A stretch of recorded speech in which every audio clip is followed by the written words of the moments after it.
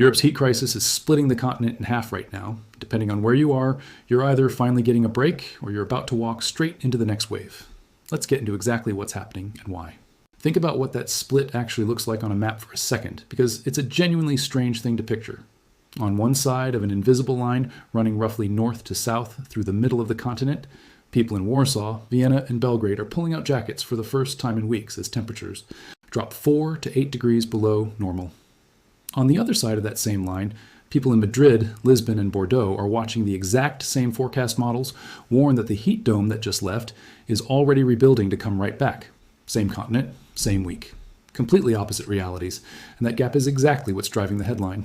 As of this week, Central Europe and the Balkans are finally getting real relief. A dynamic shift in the upper-level atmospheric flow is pushing cooler, more unstable air southward. And that's brought a genuine cold wave into a region that had just been through weeks of extreme heat stress, urban heat islands, and repeated drought, Pickel nights where temperatures never dropped enough overnight for people's bodies to recover. Temperatures across Central and Eastern Europe are running 4 to 8 degrees Celsius below average, behind the leading edge of this cold front. And it's the first real break millions of people there have gotten in weeks. But, and this is the split the title is talking about, that relief is not happening everywhere at once. While the east cools down, the west is heading straight back into it.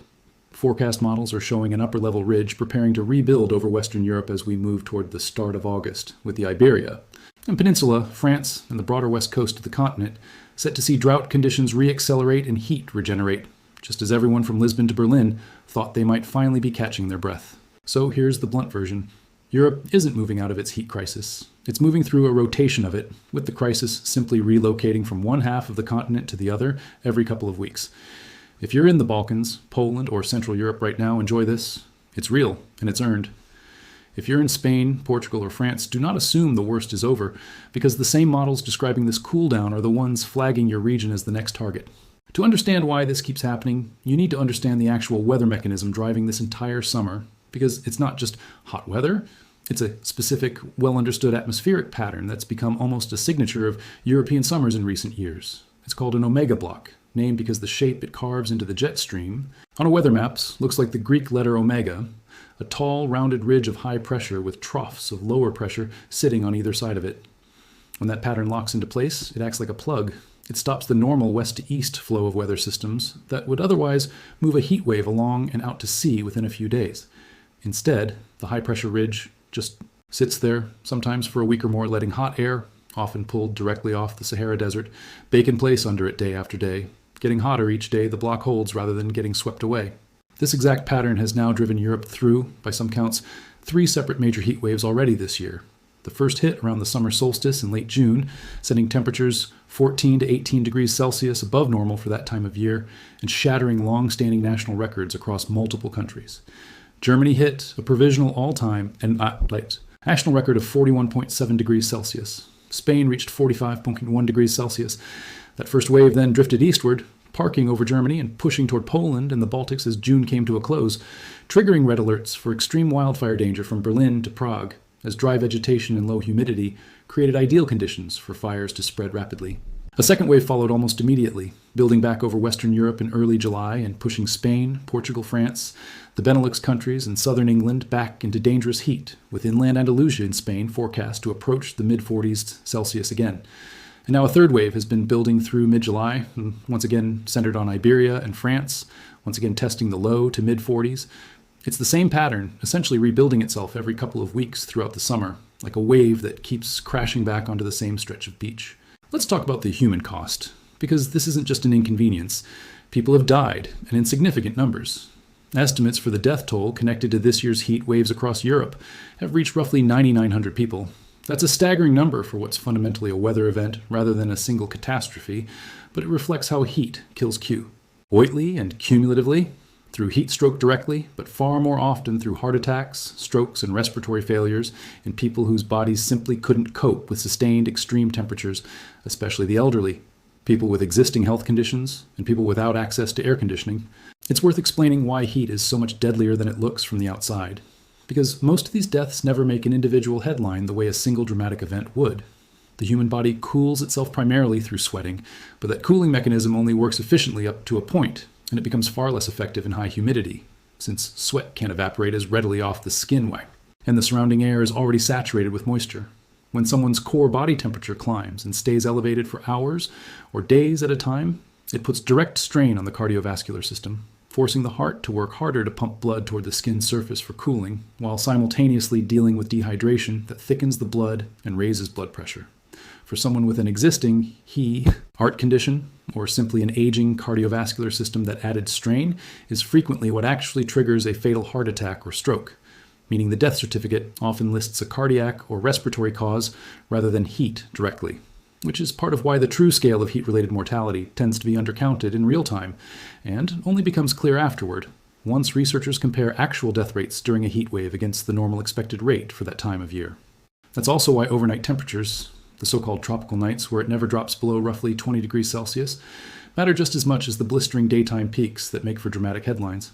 A body that never gets a real overnight break to cool down and recover starts each new day already strained, and it's that cumulative, night after night lack of recovery that tends to be the deciding factor in whether a heat wave stays merely uncomfortable or turns genuinely lethal for vulnerable people. Let's go country by country on what's actually happened, because the specifics matter here. In the United Kingdom, this has been the country's third heat wave of the summer, peaking around July 10th to 12th, and only now slowly easing westward. The Met Office confirmed a record 8 separate days above 34 degrees Celsius so far this year, beating the previous record, Entley in 2020. And 2026 became the first year in the UK's recorded history to reach 35 degrees Celsius in May, June, and July, 3 separate months, each hitting that threshold, in a country where 35 degrees used to be a genuinely rare headline-making event on its own. In Italy, the peak hit in late June, with temperatures up to 40 degrees Celsius across the center and north of the country. 18 cities were placed on the highest red alert level, including Rome, Milan, Florence, Turin, Venice, and Verona. In Florence specifically, the heat actually triggered a power blackout that briefly forced the closure of the Uffizi Gallery, one of the most visited museums in the world.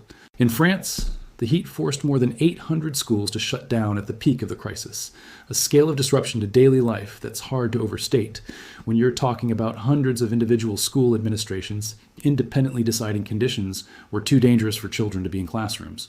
In Greece and the Balkans, heat built toward the low 40s in early July, and the dry conditions that came with it sparked fast-moving wildfires near Athens and across several Aegean islands, a now familiar pattern where extreme heat and wildfire risk arrive together rather than as separate problems. In Spain and Portugal, which have arguably taken the worst of this all summer, temperatures cooled briefly after the late June peak before building right back up again in early July, with inland regions like Andalusia forecast to push toward 44 to 46 degrees Celsius during the second wave. Across all of these countries, the visible disruption has been enormous. Heat warnings that closed schools, strained national power grids as air conditioning demand spiked to record levels, and disrupted transportation networks, since heat this extreme can actually warp railway tracks and force speed restrictions or outright closures on rail lines not built to handle it. Now, let's get back to the split that's happening right now, because this is genuinely the most important thing to understand about where things stand today. The pattern driving this cool down in the east works like this. A deeper trough has developed over northern Europe and Scandinavia, essentially opening a corridor that lets cooler North Atlantic air push down into central and eastern parts of the continent. At the same time, a strong ridge is holding firm over the west and southwest, meaning that corridor of cool air simply isn't reaching Iberia, France, or the western coast at all. The atmosphere, in effect, is cooling down unevenly, relief for one half of the continent, continued or renewed heat exposure for the other. Forecasters describe this as a genuine trap for anyone hoping the worst is simply over. One side of the continent gets storms, cooler air, and a real break. The other side spends that same window quietly building the next heat dome. And based on the most recent extended outlooks, that's exactly the sequence expected over the next couple of weeks. An upper level trough is forecast to break down the current heat by the final third of July, bringing genuinely needed rainfall across Italy, southeastern Europe, and much of the west coast. But right behind that, as August 1st approaches, the upper level ridge is expected to rebuild, and the hot, dry weather pattern is forecast to redevelop, with the driest and hottest conditions then expected to stretch from France all the way to the Black Sea region. Then, in the following week, a weaker trough is expected to bring a thundery pattern back across Italy and up toward Poland, while the hottest, driest weather ends up concentrated specifically over southeastern Europe and the Black Sea region. If you're trying to plan around this rather than just react to headlines, that's the actual shape of the next month. Cooling, then a westward shifted heat rebuild heading into August, then another partial breakdown with the hottest zone sliding toward the southeast. It's not one heat wave ending. It's the same underlying pattern moving around the map like a slow motion rotation. Let's talk about why this particular summer has been so relentless. Because there's a specific, larger climate driver sitting underneath all of these individual heat domes. Meteorologists have pointed to a so-called super El Nino interacting with what's being described as a rare Atlantic Niña pattern this year, together helping set up an unusually persistent and repeatedly reinforcing atmospheric blocking paw to turn over Europe throughout the summer. None of that changes the basic mechanism. It's still an omega block doing the actual work of trapping hot air in place, but it helps explain why this particular year has seen the pattern rebuild itself so many times in a row, rather than breaking down cleanly after the first or second wave, the way a single heat wave more typically would. And then there's the broader, longer-term driver that scientists have been direct about for years now. Europe is the fastest warming continent on Earth, heating at roughly twice the global average rate. That matters here in a very specific, measurable way. Climate researchers who've analyzed this year's events concluded that a heat wave of this scale and intensity would have been virtually impossible just a few decades ago without the background warming that's already occurred. Every fraction of a degree of that baseline warming pushes the peak of each new heat dome a little higher, and makes each new record a little easier to break, which is exactly why a reading like Germany, this 41.7 degree national record, something that would have been unthinkable a generation ago, is now something that arrives during what's essentially an ordinary June heat wave, rather than some once-in-a-century outlier event. Let's talk about the economic side of this. Because a heat wave this persistent doesn't just make people uncomfortable. It hits entire sectors of the European economy at once. Agriculture has taken a real beating in the hardest hit regions. Repeated cycles of extreme heat and drought stress crops during exactly the growing window when they need reliable moisture and moderate temperatures, and farmers across Spain, France, and Italy have reported yield concerns across several key crops this summer, from grains to grapes to olives, all of which are highly sensitive to sustained heat stress during their growing season. Livestock farmers face a parallel problem, since extreme heat reduces feeding, increases water demand, and can directly threaten animal welfare and survival in the worst affected areas, particularly for animals kept outdoors without adequate shade or cooling infrastructure. Energy grids across the continent have also been under sustained strain. Every time one of these heat domes builds, air conditioning demand spikes to record levels almost simultaneously across an enormous geographic area, and unlike a typical winter cold snap, which tends to hit different countries on different days as a weather system moves through, an omega block can leave the same huge stretch of the continent under near-identical extreme heat for a week or more at a time. That kind of simultaneous, sustained demand is exactly the scenario grid operators plan hardest for and still struggle with, which is part of why you've seen isolates. Power failures, like the one that briefly forced the Uffizi Gallery to close in Florence, cropping up in multiple countries this summer rather than being a one-off local event. Tourism, ironically, has been a mixed bag.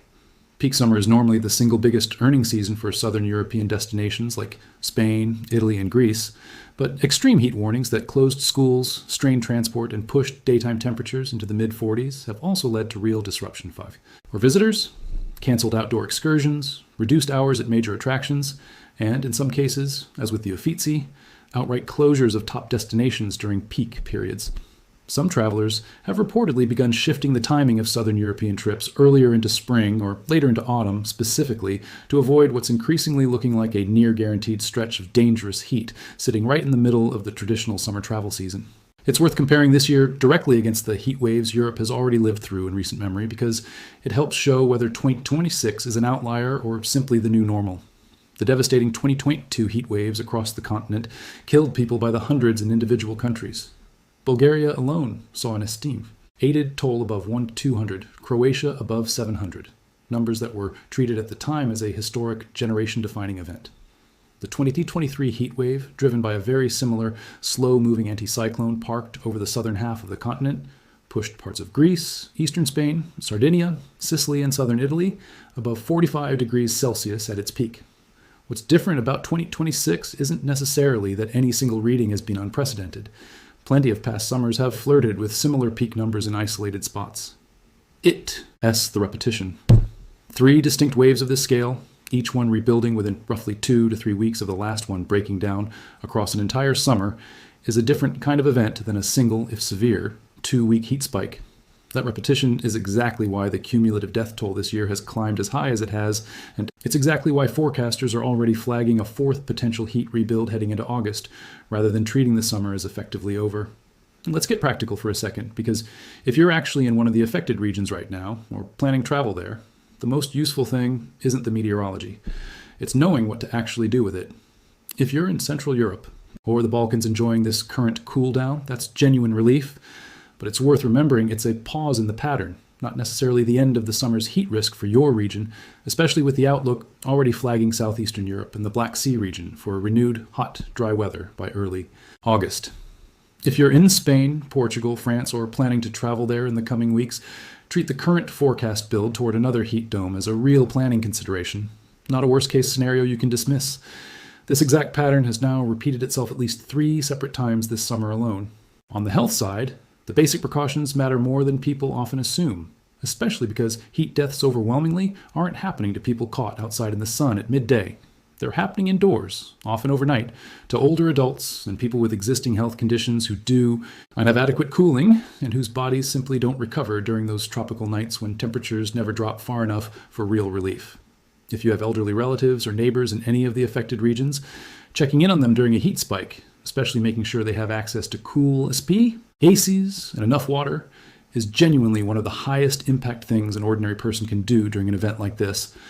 Staying hydrated, avoiding peak midday sun, and knowing the signs of heat exhaustion and heat stroke, confusion, hot dry skin, a rapid pulse, and in serious cases loss of consciousness, are worth knowing regardless of where in the affected zone you are, because emergency response systems in even well-prepared countries can get overwhelmed when an entire region is hit simultaneously. So here's the actual picture as of today. Europe isn't past this crisis. It's in the middle of a rotating one, with relief and renewed danger trading places roughly every couple of weeks, depending on exactly where the high-pressure ridge decides to plant itself next. Central and Eastern Europe are getting a real earned break right now. Western Europe is heading straight back into the fire, so to speak, as the calendar turns toward August. And underneath all of it sits a longer-term warming trend that means whichever half of the continent is currently under the ridge is likely to see records that would have sounded implausible a generation ago. None of this means every European summer from here on out will look exactly like this one. Year-to-year variability in exactly how these ridges set up still matters. And not every summer will see the same El Niño and Atlantic Niña interaction, driving repeated rebuilds the way to his one has. But the broader trajectory, hotter peaks, heat domes that form earlier in the season and rebuild more persistently, and death tolls that keep climbing even as public health systems get more experienced at managing heat waves, is exactly the trend line researchers have been tracking for years, and 2026 is turning into one of the clearest, most sustained examples of it yet. I'll keep tracking this as the pattern shifts again heading into August, especially if that renewed ridge over the west builds as strongly as current models are showing. If you want to stay current as this develops, subscribe and turn on notifications, and I'll see you in the next one.